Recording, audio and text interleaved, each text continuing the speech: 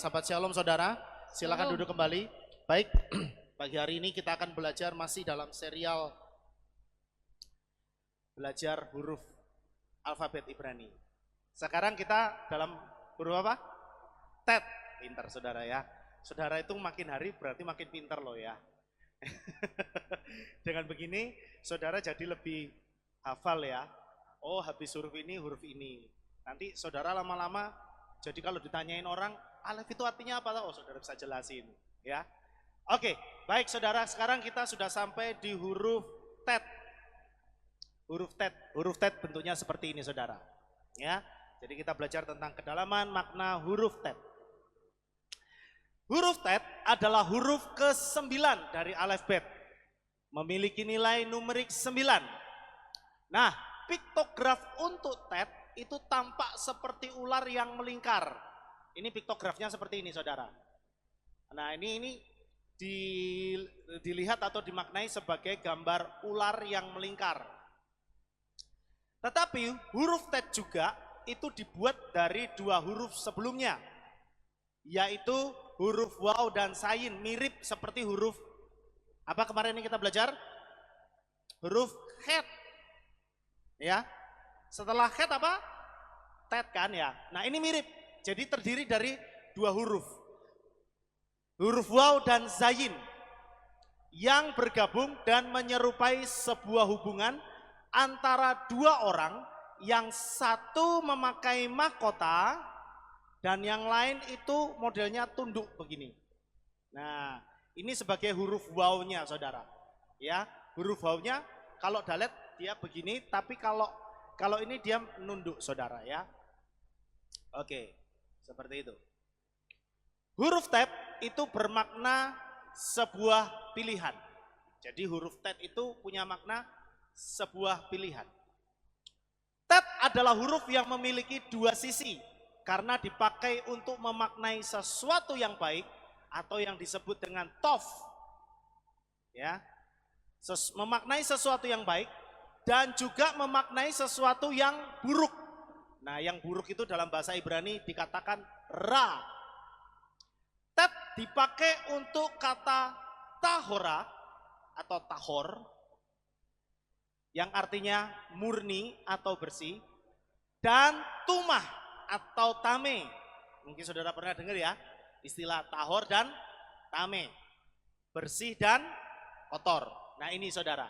Jadi kata tet itu seringkali dipakai untuk atau apa istilahnya? Selalu diidentikan dengan ini, kata tahor dan tame, tahora atau tuma. Jadi ada dua sisi, satu sisi yang baik, satu sisi yang buruk, satu sisi yang bersih, satu sisi yang kotor. Nah itu makna dari huruf tet, saudara, yaitu pilihan. Tet adalah huruf yang paling jarang muncul dalam kitab suci. Sebaliknya yod adalah yang paling populer. Makanya Yesua pernah ngomong, jangan sampai satu yod. Karena yod itu yang paling banyak. Hurufnya memang paling kecil yod itu, cuma seperti titik atau koma. Tetapi dia adalah huruf yang paling banyak yang muncul di dalam kitab suci. Nah saudara bisa lihat huruf tet itu pertama kali muncul dalam kitab Bereshit. Atau Kejadian pasal 1 ayat 4. Di situ ada tertulis tet, waw dan bet. Ya, dibaca tof. Ya, ini bunyinya begini. Wayar Elohim et haor kitof. Wayabdel Elohim ben haor uben hahosek. Hahosek itu gelap. Dan Tuhan melihat cahaya itu bahwa itu baik. Dan Tuhan memisahkan terang dari kegelapan. Ada terang, terang itu dianggap sebagai sesuatu yang baik. Haor, or itu terang saudara. Ya, memisahkan terang dari kegelapan. Jadi sekali lagi selalu ada dua sisi. Oke. Tuhan melihat bahwa terang itu baik, tetapi Tuhan memisahkan terang dari kegelapan. Dengan demikian Tuhan membuat sebuah perbedaan bahwa terang itu tof dan gelap itu ra atau tidak baik. Makanya kita dikatakan sebagai anak-anak terang, karena terang itu selalu di pandangan mata Bapak Yahweh adalah baik. Kemudian yang kedua, Tet itu juga berhubungan dengan otoritasnya Bapak Yahweh. Ya. Bapak Yahweh, Tuhan adalah sumber dari semua yang baik di alam semesta. Karena Elohim Yahweh adalah realitas tertinggi dan pencipta segalanya. Dia adalah yang pada akhirnya memiliki otoritas tertinggi untuk urusan umat manusia, baik yang baik maupun yang buruk. Jadi sesuatu yang baik dan sesuatu yang buruk itu semua ada di bawah otoritasnya Bapak Yahweh. Nah, Yesaya 45 ayat 7 ini ayatnya saudara. Ya, Yotser or ubere, Hosek ose shalom, uberera ani Yahweh ose kai eleh. Artinya apa? Yang membentuk, jadi Bapak Yahweh menyatakan dirinya, dia ngomong. Yang membentuk itu kata bahasa Ibrani Yotser saudara ya. Yang membentuk terang, or, dan menciptakan kegelapan, Hosek, yang membuat kemujuran dan menciptakan kemalangan, aku Yahweh yang melakukan semua ini. Saudara, saya ingin sedikit meluruskan bahwa ketika kita melihat ada kata kemujuran itu berbeda dengan kenapa saya tulis di sini kata damai atau shalom. Karena bahasa Ibraninya di dalam bahasa meskipun ini ILT saudara, tetapi masih ada sedikit kekeliruan karena dikatakan di sini sebenarnya shalom tapi diartikan kemujuran. Padahal kan shalom bukan kemujuran saudara. Shalom itu artinya apa? Damai, ya kan? Dikatakan di sini Ose shalom, ya. Dia yang membuat shalom bukan kemujuran. Jadi saya luruskan sedikit dan menciptakan, kalau ILT mengatakan kemalangan. Padahal kemalangan itu bahasa Ibraninya ini zara. Zara, saudara. Sedangkan kemujuran itu mazal. Makanya kalau saudara mau mengucapkan selamat kepada seseorang, orang Yahudi itu selalu ngomong Mazel Tov. Mazel Tov. Mazel Tov itu apa saudara? Mujur, baik, selamat ya, kamu sudah beruntung dan baik, begitu maksudnya. Mazel Tov, gitu ya. Ini seperti ya kata selamat lah begitu. Nah, sedangkan bahasa Ibraninya itu bukan Zara tapi Ra, artinya buruk. Jadi sesuatu yang buruk itu bisa berarti malang, juga bisa berarti sesuatu yang jahat. Sampai di sini saudara bisa paham ya? Ra itu kan sesuatu yang buruk, berarti dia artinya luas, bukan cuma bicara tentang kemalangan, tetapi bicara juga sesuatu yang jahat. Gitu. Aku Yahweh yang melakukan semua ini. Jadi sekali lagi kembali kepada makna huruf Tet selalu menunjukkan ada dua sisi. Tuhan juga memiliki otoritas untuk mengizinkan si jahat datang dalam kehidupan manusia. Contohnya siapa?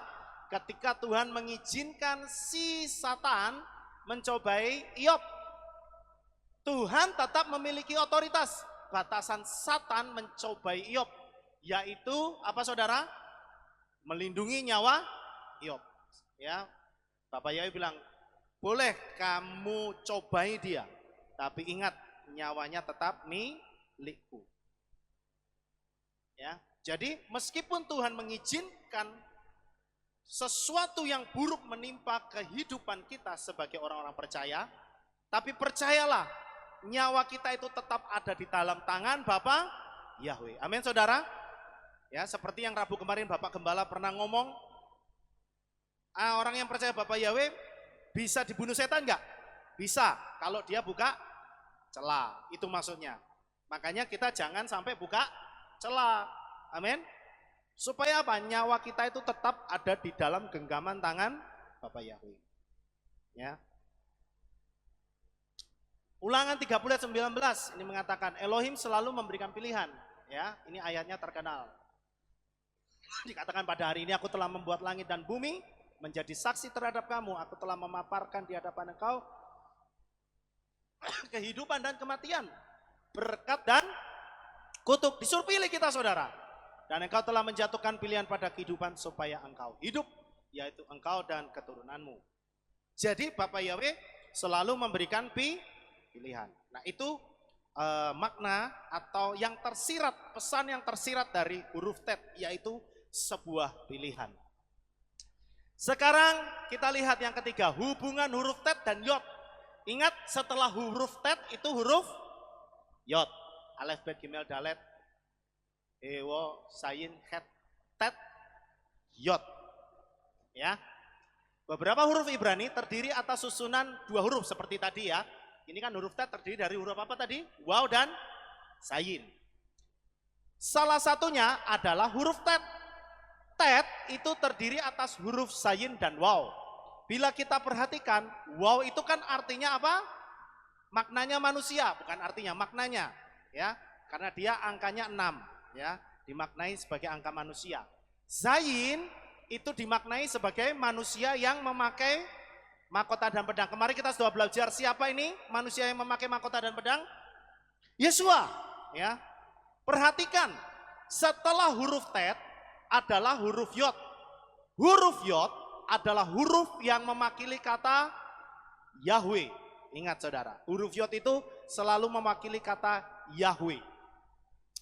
Jadi, bila kita mengurutkan huruf tet ke yod, itu ada ceritanya begitu loh, ada maknanya. Enggak cuma huruf yang dijajar setelah tet dan yod, bukan, tapi ada maknanya. Ingat, huruf alfabet Ibrani mulai dari alef sampai tau itu menceritakan, itu ada ceritanya gitu loh maksudnya saudara. Tuhan itu punya maksud gitu loh. Enggak cuma menjajar alef, bet, setelah bet, gimel ya, enggak. Tetapi Tuhan itu punya maksud dan tujuan. Dia menceritakan sesuatu kepada kita tentang betapa dahsyat karyanya, tentang betapa hebatnya karyanya terhadap keselamatan kita saudara. Amin. Nah, jadi bila kita mengurutkan huruf tet ke yod, maka akan memiliki arti bahwa wow itu manusia harus tunduk atau diajar pada zayin, yang dimaksud zayin adalah Yesua, ya, supaya mendapatkan apa saudara? Keselamatan dari yod, dari Yahweh. Amin. Setiap orang yang mau hidupnya diselamatkan, pesannya dia harus percaya kepada Yesua dan mau diajar oleh Yesua. Amin. Ya, itu saudara. Itu maksudnya hubungan huruf tet terhadap huruf yod. Nah, ini ayatnya. Kita sudah sering baca Yohanan 14 ayat 6. Yesua berkata kepadanya, akulah jalan dan kebenaran dan hidup. Tidak seorang pun datang kepada Bapa jika tidak melalui Yesua. Amin. Jadi sudah jelas huruf-huruf dalam alfabet Ibrani itu selalu menceritakan tentang percaya kepada Yesua. Karena Yesua itu adalah jalan keselamatan. Gitu saudara. Sekarang kita lihat angka gematria dari tet. Huruf tet itu gematrianya nilainya 9. Ada beberapa kata Ibrani yang memiliki nilai ini, termasuk kata ah. Ini kan kata ah itu alef ket. Sebenarnya ah ini kan artinya saudara. Nah, kalau orang-orang Yahudi atau orang-orang Israel saudara berkawan sama mereka, kalau saudara sampai dipanggil Shalom Aki, wow, itu sebuah penghormatan untuk mereka, untuk. Jadi buat mereka itu sebuah penghormatan. Makanya kalau kita dipanggil Aki, wah itu saudara dihargai. Saudara dianggap saudara. Kalau laki-laki itu Aki, kalau perempuan Akoti. Apa saudara? Akoti. Itu kalau ini ACHI, Aki dibaca bukan Aci, saudara ya, Aki. Artinya saudara, kalau perempuan akoti, atau kalau saya dulu bacanya bukan akoti tapi acoti. Tapi sebenarnya yang benar akoti gitu ya. Artinya saudara. Dan ini kan nilainya juga sama ini, 9 saudara, alef ket. Juga beget. Beget itu pakaian, ini juga nilainya 9. Kata emet juga itu nilainya 9. Emet itu terdiri dari alef, mem, dan tau. 404, kalau dijumlahkan 441. 4 ditambah 4 ditambah 1 nilainya berapa? 9. Jadi tet itu juga bicara mengenai kebenaran. Emet, truth, kebenaran. Nilainya 9 ya. Bentuk huruf tet itu juga seperti wanita hamil 9 bulan. Saudara lihat hurufnya? Ini ya.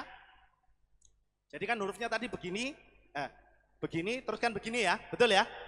Itu digambarkan seperti wanita yang hamil 9 bulan. Ini memiliki makna bahwa wanita itu harus menjalani proses kurang lebih 9 bulan. Loh, mengapa? Mengapa harus 9 bulan? Apakah Tuhan tidak bisa membuat wanita hamil cukup dengan 1 bulan? Bisa nggak? Bisa ya? Mau dibuat 1 hari bisa ya? Bisa. Tapi Tuhan, Bapak Yahweh memberikan waktu 9 bulan. Pertanyaannya, kenapa sih harus angka 9? 9 itu berarti angka regenerasi, saudara. Nah, saudara ingat gak? Papi itu pernah ngomong tentang persepuluhan. Khotbahnya tentang bagaimana cara supaya berkat kita itu tidak kadaluarsa. Betul ya? Dengan cara apa? Mengembalikan persepuluhan. Karena persepuluhan itu nilainya berapa, saudara? 9. 10 dikurangi 1. Makanya kalau kita mengembalikan persepuluhan di hadapan Tuhan nilainya 9, maka berkatnya itu akan regenerasi, saudara. Paham? Ya, berkatnya itu akan terus regenerasi. Dia hidup begitu. Karena 9 ini angka regenerasi. 9 bulan atau maksudnya 40 minggu. Orang kan kalau hamil itu yang paling ideal itu 40 minggu, saudara. Karena kalau lebih dari itu biasanya wah ini harus sudah operasi nih. Gitu. Tapi paling idealnya 40 minggu. Nah, saudara juga lihat angka gematria dari dari angka 40, angka gematrianya itu dari huruf mem, saudara. Yang memiliki makna air. Mem itu air, saudara. Itulah sebabnya bayi yang lahir normal idealnya adalah 40 minggu supaya air kehidupan dalam tubuhnya itu cukup dan sempurna. Kalau bayi itu lahir pada usia 7 bulan, biasanya disebut apa? Prematur, makanya perlu diinkubator, perlu dikasih alat ini dan itu, begitu. Ya, tapi kalau sudah 40 minggu, dia sempurna. Air, ingat, air itu bicara tentang kehidupan. Tubuh kita itu 80% terdiri dari air, begitu, saudara. Makanya kalau bayi itu lahir di usia 40 minggu, itu sudah sempurna tubuhnya. Gitu. Ya. Bentuk huruf tet yang modern juga bisa terlihat seperti tirai yang terbelah 2. Dan ini mengingatkan kita bahwa semenjak Yesua menghembuskan nafas yang terakhir sebagai manusia, maka tirai bait suci itu terbelah 2. Nah, huruf tet itu seperti ini. Huruf tet itu seperti ini, saudara. Artinya semenjak itu pula menandakan bahwa tidak ada sekat untuk masuk ke ruang Maha Kudus. Cukup percaya dengan iman pada Yesua, maka setiap orang dilayakkan untuk menemui Bapa, yang artinya mendapat anugerah keselamatan. Jadi tet itu juga punya arti, punya pesan bahwa kita itu mendapatkan anugerah lewat Yesua. Amin. Makanya sekali lagi pesannya, jangan pernah meninggalkan Yesua, karena itulah satu-satunya jalan keselamatan kita untuk sampai kepada Bapa Yahweh. Amin, saudara. Ya. Nah, ini ayat pendukungnya. Ibrani 10 ayat 19 sampai 20. Oleh karena itu, hai saudara-saudara, dengan memiliki keyakinan dalam darah Yesua, ingat, memiliki keyakinan bicara tentang iman, sebagai jalan masuk ke ruang Maha Kudus. Ya, ruang Maha Kudus ini tempat Bapa Yahweh hadir, yang telah Dia bukakan bagi kita sebagai jalan yang baru dan yang hidup melalui tabir. Nah, tabir ini bicara tentang tirai, ya, yaitu tubuhnya sendiri. Sekarang berikutnya. Yang keenam, tet adalah sesuatu yang tersembunyi. Nah, Tet itu juga dimaknai tentang sesuatu yang tersembunyi, saudara. Bila kita melihat piktograf huruf Tet, itu kan sebuah keranjang. Nah, juga dimaknai ada sebuah ular. Ya, bentuknya juga sebagai sebuah ular. Nah, jadi makanya dimaknai sebagai sebuah keranjang yang di dalamnya ada sebuah ular. Ular itu juga bicara mengenai apa, saudara? Masalah. Jadi, saudara lihat, masalah tersebut itu bisa Tuhan jadikan menjadi berkat yang tersembunyi. Jadi masalah-masalah yang kita hadapi, itu juga bisa dijadikan oleh Bapak Yahweh sebagai berkat yang tersembunyi. Saudara percaya itu? Ya. Atau bisa jadi malapetaka yang tersembunyi. Tergantung dari cara kita memperlakukan masalah dalam keranjang tersebut. Bagi seorang pawang ular, ya, bagi seorang pawang ular, ular yang ada di dalam keranjang itu akan jadi sumber berkat, saudara. Kalau buat pawang ular, karena bisa jadi mata pencaharian orang tersebut. Ya toh?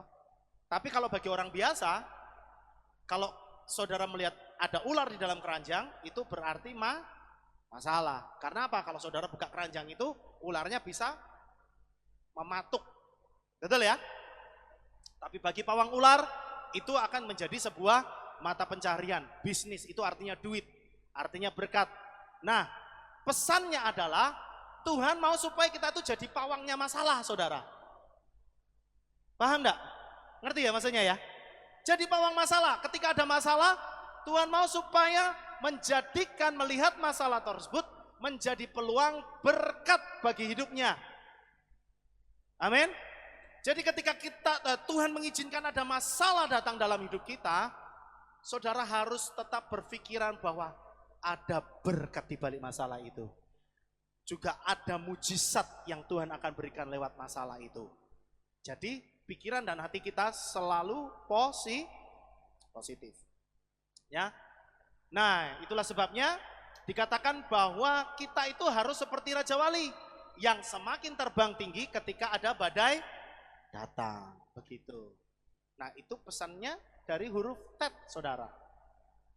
Kemudian yang ketujuh, hubungan huruf Tet dan Tisha B'Av itu ada hubungannya, saudara. Kita kan juga merayakan Tisha B'Av, sebenarnya bukan merayakan, tetapi memperingati. Memperingati, saudara. Kenapa? Karena Tisha B'Av itu adalah kejadian yang sangat menyakitkan buat orang-orang Israel, orang-orang Yahudi. Jadi orang Yahudi itu selalu memperingati peringatan Tisha B'Av untuk apa? Untuk selalu belajar, ya, melihat kebaikan yang tersembunyi. Tisha B'Av itu kan huruf depannya apa? Tet, saudara. Ya, juga Tisha B'Av itu artinya apa? Tisha B'Av itu adalah hari ke-9 atau tanggal yang ke-9 dari bulan Av. Itu loh maksudnya. Ya, jadi kalau disimpulkan Tisha B'Av itu Tet dari Av gitu loh maksudnya. Tet itu kan 9, tanggal 9 dari bulan Av. Jadi Tet dari Av. Makanya Tisha B'Av itu dikatakan hari ke-9 di bulan Av. Nah, itu adalah salah satu hari paling sakral dalam kalender Yahudi. Mengapa? Karena ini peristiwa Tisha B'Av itu, tanggal 9 bulan Av itu adalah hari ketika bait suci di Yerusalem itu dihancurkan. Yang pertama pada tahun 420 sebelum Masehi, dan yang kedua pada tahun 70. Kemudian ada peristiwa pengusiran orang Yahudi dari Spanyol pada tahun 1492. Dan tragedi orang-orang Yahudi lainnya juga itu terjadi pada hari dan tanggal yang sama. Begitu, saudara. Ini kayak menjadi sebuah hari yang ditakuti gitu oleh orang-orang Yahudi di sana. Kenapa? Karena mereka, menurut sejarah mereka, setiap tanggal itu biasanya ada malapetaka. Dan ini adalah peristiwa-peristiwa yang terjadi pada tanggal 9 bulan Av, yaitu pada hari Tet dari bulan Av. Nah, saudara, sejarahnya Tisha B'Av itu kapan? Gitu loh. Sebenarnya sejarah Tisha B'Av itu mulai dari kapan? Tisha B'Av yang pertama terjadi itu sebagai hasil dari kesaksian para mata-mata yang diutus oleh Moshe untuk melaporkan tentang tanah Kanaan. Ingat ada 12 pengintai, yang 10 pulang bawa berita yang buruk, saudara. Nah, yang diberikan Tuhan kepada mereka sebagai warisan. Nah, ke-10 pengintai itu memberikan laporan yang buruk dengan berkata, intinya nih ya, intinya tanahnya bagus, tapi penghuninya akan memakan kita. Nah, itu mengungkapkan kurangnya kepercayaan orang Israel kepada Bapa Yahweh. Begitu loh. Sehingga mereka yang percaya pada perkataan kepada 10 pengintai tersebut tidak bisa masuk tanah perjanjian. Betul ya? Nah, dari sejak peristiwa itu maka itu terjadi pada tanggal 9 gitu loh saudara. Dan sejak dari itu tanggal 9 Av itu menjadi hari berkabung. Karena sebagian besar orang-orang Israel tidak bisa masuk ke tanah perjanjian, tidak bisa terima warisan, begitu saudara. Dan itu sesuatu yang sangat menyedihkan buat orang Israel. Karena orang Israel tidak bisa melihat yang baik dan hanya melihat kesulitan yang akan mereka hadapi. Ya, makanya kalau kita melihat sesuatu, kita melihat masalah dengan gersuloh, tahu gersuloh? Iya. Bersungut-sungut, maka yang terjadi bukan keberuntungan, bukan mujizat yang datang, tetapi masalah itu akan semakin besar. Ingat, itu yang Tuhan lakukan buat orang-orang Israel yang tidak percaya, yang mendengar omongan-omongan yang negatif. Maka sejak peristiwa itu, peristiwa apa? Ketika mereka tidak bisa masuk ke tanah Kanaan itu, mereka diajar untuk selalu menjadi orang yang visioner dan optimis. Dari sejak itu, orang Israel itu maksudnya Bapak Yahweh mau diajar supaya kamu itu harus jadi orang yang selalu percaya bahwa Bapak Yahweh itu selalu menyertai mereka, begitu loh maksudnya. Selalu ada bersama dengan mereka dan memberi apa? Kemenangan. Semua peristiwa yang terjadi pada tanggal 9 Av atau Tet pada bulan Av membuat orang Yahudi dipanggil untuk menunjukkan kepada Tuhan kemampuan mereka untuk menerima dan tumbuh melalui penderitaan. Saudara, coba saudara bayangkan, di mana di seluruh dunia ada bangsa, ada sebuah bangsa yang menghadapi penderitaan yang terbanyak selain Israel. Tidak ada. Hanya bangsa Israel itu yang selalu menghadapi penderitaan yang paling banyak. Orang bilang, wih enak loh jadi orang Yahudi itu. Kenapa? Dikatakan itu bangsa pilihan Tuhan. Bangsa pilihan Bapak Yahweh. Saudara masih bisa tahan enggak ya? Bisa ya?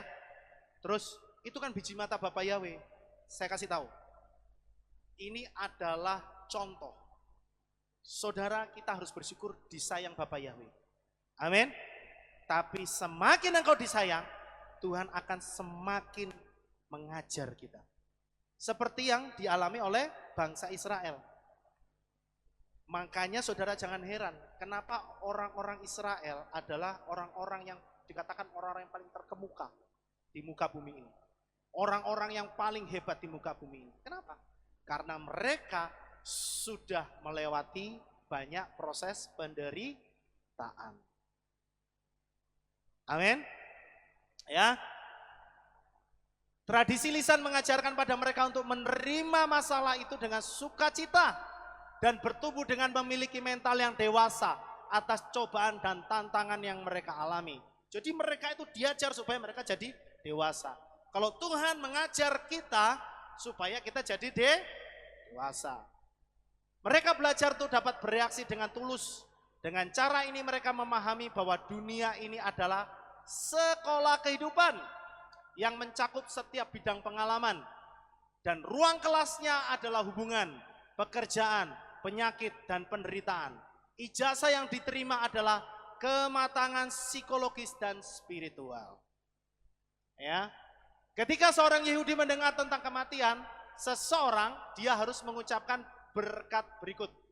Dia akan mengucapkan begini, baruh dayan haemet. Jadi bukan mengucapkan turut berduka cita. Tetapi dia akan ngomong baruh dayan haemet. Artinya apa? Diberkatilah hakim kebenaran. Nah, dengan ini dia menanamkan dalam alam bawah sadarnya bahwa bahkan jika dia akan berduka selama berminggu-minggu dan berbulan-bulan, bahkan bertahun-tahun, suatu hari dia siap untuk sepenuhnya memahami makna kebenaran tertinggi dari penghakiman ilahi. Maksudnya apa? Supaya orang itu mengingat bahwa apapun yang terjadi, itu Bapa Yahweh selalu baik.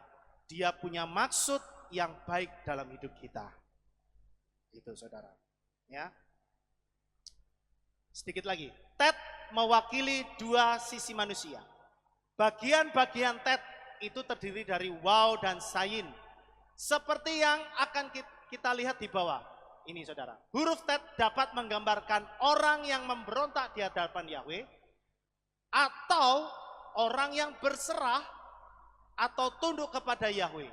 Jadi saudara bisa lihat. Huruf tet itu juga bisa dimaknai. Kan selalu tadi saya katakan dua sisi ya. Saudara lihat gambar ini, saudara lihat tet ini sebagai ular, atau saudara lihat tet ini sebagai dua orang, yang satu memakai mahkota dan pedang, dan yang satu tunduk kepada orang yang membawa pedang dan mahkota. Tergantung bagaimana saudara melihat. Ya, kalau dikatakan tadi, saudara memaknai ini sebagai ular, ini kepala ular dan ini ekornya, maka saudara dikategorikan sebagai orang yang memberontak terhadap Yahweh. Itu maksudnya. Tetapi kalau kita memaknai ini sebagai dua orang yang seorang membawa mahkota dan pedang yang satu tunduk, berarti itu menandakan bahwa kita adalah orang-orang yang berserah atau tunduk kepada Bapa Yahweh. Ya, ketika seseorang sujud di hadapan manusia yang dimahkotai atau Yesua, maka ya jiwanya tunduk pada otoritas Tuhan, dan dikatakan buah roh itu akan bertumbuh di dalam hidupnya. Dia akan menghasilkan buah roh. Ya, kita bisa lihat di dalam Galatia 5:22-23 apa saja? Kasih, sukacita, damai sejahtera, kesabaran, kemurahan, kebaikan, iman, kelemah lembutan, pengendalian diri. Ini semua bisa didapat atau dihasilkan ketika orang ini atau wow ini mau tunduk, mau diajar, begitu loh maksudnya. Kalau kita itu mau diajar oleh Yesua, maka otomatis kita akan menghasilkan buah. Amin. Makanya Yesus selalu ngomong, kamu jadi seperti aku, jadi seperti aku. Supaya apa? Supaya menghasilkan buah. Karena yang ada di dalam diri Yesus itu adalah kasih, sukacita, damai sejahtera, kesabaran, kemurahan, dan semua ini, saudara. Itu pesannya huruf tet. Nah, di sisi lain, jika jiwa menolak untuk sujud dan malah memberontak, makanya kalau orang itu suka memberontak, maka kehidupan roh orang tersebut dikatakan sama saja dengan menyembah si ular, atau yang kita sebut dengan apa saudara? Nakas, atau saya sebut juga setan. Jika orang itu memilih untuk hidup untuk dirinya sendiri dengan mengandalkan diri sendiri, dia dikatakan akan berbagi nasib dengan Satan. Artinya apa? Hidup yang penuh dengan malapetaka. Jadi tet menggambarkan bagaimana kita mengambil keputusan. Apakah kita mau memberikan hidup kita untuk Yesua sebagai persembahan yang hidup, atau hidup untuk diri kita sendiri dengan memuaskan nafsu kedagingan kita. Seperti yang Bapak Yahweh berikan kepada orang Israel, ya. Di dalam Ulangan 13:19, mana yang kamu pilih, berkat atau kutuk, kehidupan atau kematian, yang seperti kita lihat tadi, ya. Ya, kadangkala kita diperhadapkan oleh sebuah pilihan yang sangat sulit sehingga kita tersudut dan seolah tidak memiliki pilihan. Seperti yang dialami oleh bangsa Israel ketika menghadapi lautan kosong. Di belakang mereka pasukan Mesir. Tetapi Tuhan tidak pernah tidur. Ketika dia sudah memulai sebuah karya di dalam hidup kita, ingat, maka dia yang bertanggung jawab menyelesaikannya. Mungkin kita harus mengambil pilihan yang tidak menguntungkan di dalam kita menghadapi masalah. Namun percayalah, di balik sebuah keputusan yang diambil, ada mujizat yang tersembunyi, saudara. Seperti yang saya katakan tadi, seperti yang dialami Abraham ketika mendapat bagian yang tidak baik dari Lot, Tuhan justru berkarya hebat bagi Abraham. Saat ini apa yang menjadi pilihan Anda? Apakah Anda mau hidup diajar oleh Yeshua, yaitu hidup yang penuh shalom? Katakan, hidup yang penuh apa? Shalom. Yeshua pernah ngomong, pikulah kuk yang ku pasang, yang ku beri. Kenapa? Kuk itu bicara tentang beban. Harusnya beban itu berat, harusnya beban itu tidak menyenangkan. Tapi Yeshua bilang, pikulah kuk yang ku pasang. Karena kuk yang ku pasang itu rasanya ringan. Itu bicara tentang apa? Bicara tentang ini, saudara. Shalom, bicara tentang kalau Tuhan itu memasang kuk, berarti Tuhan itu mau mengajar kita, gitu loh maksudnya. Yesus itu mau mengajar kita supaya apa? Supaya dari dalam hidup kita itu penuh dengan shalom, penuh dengan apa? Berkat. Atau sebaliknya, kita mau hidup di dalam kemarahan, iri hati, kepahitan, ya, karena mengikuti bisikan si ular. Ingat tentang kedatangan Tuhan Yeshua yang semakin dekat. Kalau saya pilih kehidupan yang mau diajar oleh Yeshua. Kenapa? Karena kalau Yeshua ngajar, Yeshua itu selalu memberikan damai sejahtera. Yeshua itu kalau ngajar, Yeshua itu selalu memberkati kita. Amin, saudara. Pagi hari ini biarlah firman Tuhan menguatkan kita semua. Ingat, kalau saudara hidup di dunia ini selalu dihadapkan oleh sebuah pilihan. Tetapi pilihan itu bisa kita pilih. Minta tuntunan Roh Kudus supaya kita tetap memilih yang benar. Amin. Amin buat firman Tuhan. Bapak Yahweh memberkati saudara sekalian. Mari kita sama-sama berdoa. Terima kasih Bapak Yahweh buat firman-Mu pagi hari ini Tuhan. Kuatkan dan teguhkan iman kami. Untuk kami selalu percaya dan mau diajar oleh Engkau Bapa. Terima kasih Tuhan bahwa kami terus Tuhan di dalam rencana keselamatan-Mu. Karena kami percaya Tuhan, kami adalah orang-orang pilihan-Mu yang sudah Engkau selamatkan lewat anugerah-Mu Bapa. Terima kasih Bapak Yahweh, kami bersyukur buat firman-Mu. Di dalam nama Adonai Yeshua HaMashiach kami mengucap syukur dan berdoa sama-sama kita katakan. Amin. Amin. Ada pengumuman? Baik, kita akan mendengar pengumuman saudara. Shalom, berjumpa kembali dengan kami dalam Aleph Tau Breaking News. Berikut kami sampaikan pengumuman untuk minggu ini. Info Hari Raya. Hadirilah perayaan Purim yang akan dilaksanakan pada hari Kamis 25 Februari 2021 pukul 6 sore di Kehilat. Ibadah Rabu 24 Februari 2021 digabung hari Kamis. Demikian pengumuman untuk minggu ini. Sukses besar untuk saudara.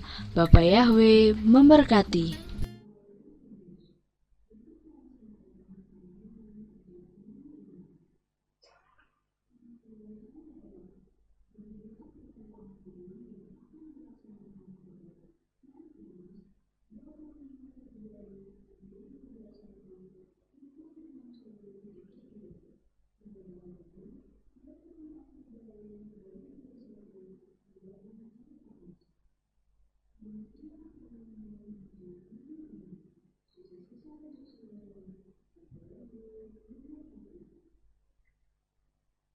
Ya, baik, itu pengumumannya saudara.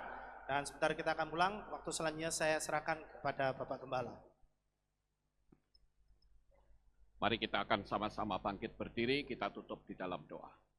Terima kasih Bapak Yahweh, selesai sudah ibadah kami di hari Sabat ini yang telah Engkau tetapkan untuk kami rayakan turun-temurun dan sampai selamanya.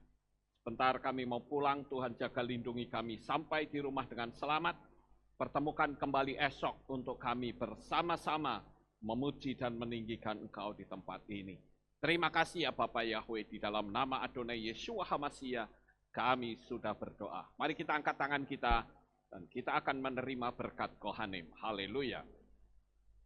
Yevarechecha Yahweh wa yishmereka. Amen. Ken yehi rotso. Yair Yahweh panau eleka wichuneka. Amen. Ken yehi rotso. Yesa Yahweh panau eleka wa yashem lecha shalom. Amen. Ken yehi rotso. Baruk atabair ufaruk atabasadeh. Engkau akan diberkati di kota dan kau akan diberkati di ladang. Amin. Baruk peripit neka ufri atmatka ufri fahem teka shekar ala peka wa esterot soneka. Diberkatilah buah kandunganmu, diberkati hasil bumimu, diberkati hasil ternakmu, anak-anak lembumu dan anak-anak dombamu. Amin. Baruk tan akau misyartika, diberkatilah bakulmu dan tempat adonanmu. Amin. Baruk ata boboy kau faruk ata betseteha, dan kau akan diberkati pada waktu kau masuk dan kau akan diberkati pada waktu kau keluar. Amin. Baruk ata Yahweh Elohenu melek haolam, besem Yeshua HaMashiach beruah hakodes kile olam faid. Kami sudah berdoa dan mengucap syukur.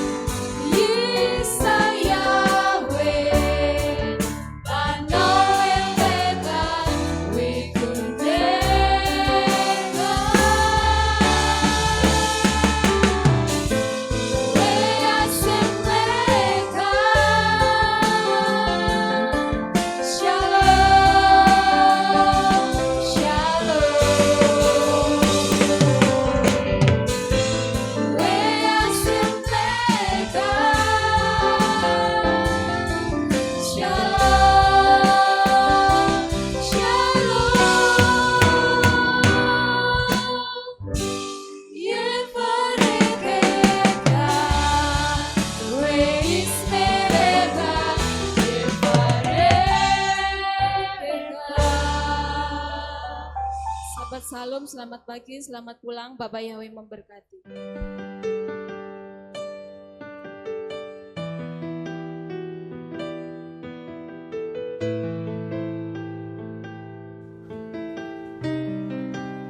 Segala pujian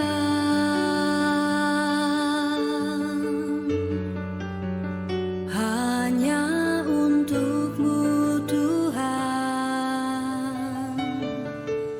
segala kehormatan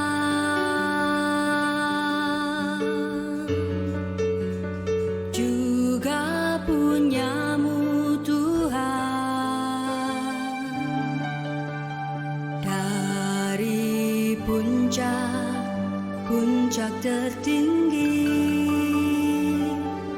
sampai lembah terlandai, semua karya kasih cinta-Mu,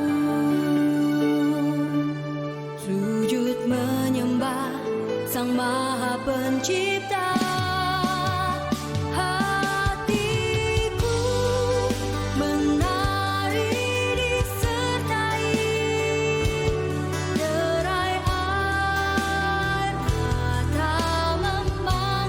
Nama